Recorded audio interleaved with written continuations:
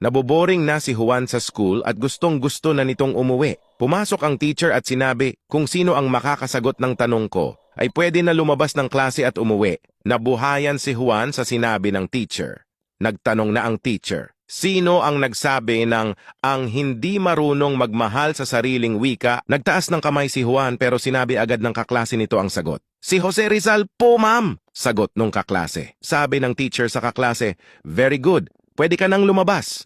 Nainis si Juan dahil naunahan siya sa pagsagot. Nagtanong ulit ang teacher, sino naman nagsabi ng negosyo o kalayaan? Muling nagtaas ng kamay si Juan pero naunahan na naman ito ng kaklase. Si Antonio Luna po, ma'am, sabi ng teacher sa kaklase. Very good, pwede ka na din lumabas. Sobra nang nainis si Juan. Pagtalikod ng teacher ay biglang sumigaw si Juan, mga bobo! Nagulat ang teacher at nagtanong, sino nagsabi nun? Sagot ni Juan, si Larry Gadon, ma'am. Goodbye.